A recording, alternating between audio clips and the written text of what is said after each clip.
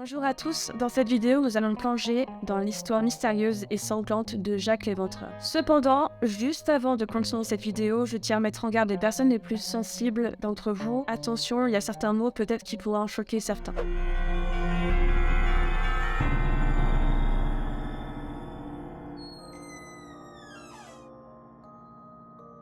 Mais qui était ce Jack l'Éventreur? Pourquoi l'appelle-t-on ainsi encore aujourd'hui? Son identité enfin révélée à la fin de cette vidéo. Pour se plonger dans la terrifiante ambiance de l'affaire Jack l'Éventreur, il faut imaginer le décor dans lequel le meurtrier a opéré. À la fin du 19e siècle, Londres est divisée en deux parties. À l'ouest de la Tamise, fleuve qui traverse la ville, les populations les plus aisées vivent dans la prospérité, tandis que toute la misère se concentre à l'est. C'est là que se trouve le quartier malfamé de Whitechapel, où règne la faim, la maladie, l'alcoolisme et la prostitution. La criminalité et la violence y sont tellement fréquentes que les policiers eux-mêmes ne s'y aventurent que par groupe de 4. Jack l'Éventreur est le surnom donné à un tueur en série ayant sévi dans le district londonien de Whitechapel en 1888. Sa spécialité est viscérer ses victimes. Londres, à la fin du 19e siècle, est la plus grande ville du monde occidental. C'est pourtant là, dans le quartier populaire de l'East End, près de Whitechapel, qu'une série de crimes atroces commis en 1888 contre des prostituées va tout d'un coup lever le voile sur l'envers obscur de la société britannique. Jack l'Éventreur avait toujours pour cible de tuer des femmes, principalement des prostituées. La signature de Jack l'Éventreur dans ses meurtres se distingue de profondes balafres à la gorge, des mutilations à l'abdomen et aux parties génitales, le prélèvement d'organes internes et des mutilations faciales.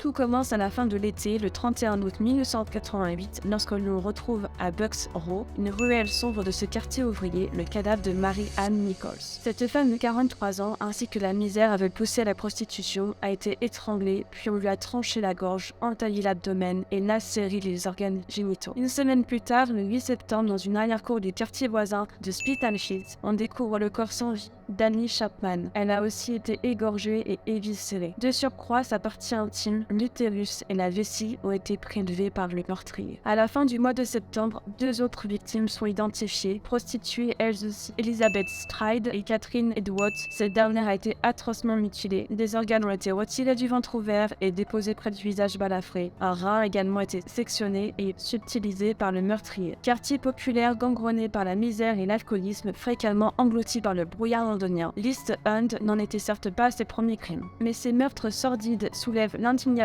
et suscitent une vive inquiétude dans toute la capitale britannique. L'absence de vol, la façon dont les corps des victimes ont été découpés et meurtris, tout laisse présager l'existence d'un seul et même assassin, en motivation plus que perverse. Mais en l'absence de traces ou de témoignages, la police est totalement désemparée. Pourtant, quelques jours avant les meurtres d'Elizabeth et de Catherine, une lettre était parvenue à la centrale de presse britannique et avait été transmise aux enquêteurs de Scotland Yard. Elle revendiquait les deux premiers assassinats et en annonçait d'autres. Écrite à l'encre rouge, elle était signée Jack the Ripper, soit Jack l'Éventreur. L'affaire se transforme dès lors en véritable panique. La presse populaire s'empresse bien évidemment de faire parler et connaître toutes ces atrocités à la ville et par la suite au monde entier. De nombreux reporters soufflent sur les braises en critiquant une police que l'on dit incapable de protéger les Londoniens. L'enquête, il est vrai, peine à progresser. Elle est d'abord confiée au détective Edmund Reid, responsable de la police municipale de Whitechapel. Mais il est vite secondé par des enquêteurs du Central Office de Scotland Yard, dirigés par Frederick Aberline, puis par Charles Warren. La police enquête auprès de 2000 personnes et plus de 80 suspects sont arrêtés. Parmi lesquels figure John Pizer, un cordonnier de Whitechapel, surnommé Leather Apron,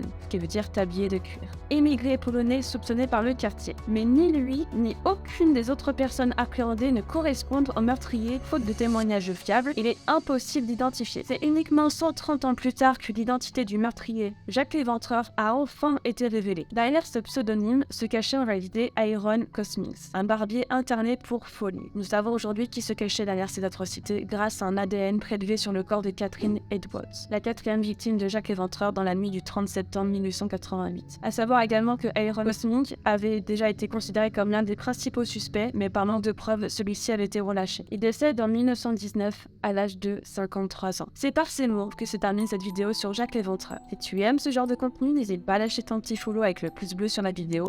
Aussi, je te remercie et je te dis à très bientôt sur Backroom Creepy.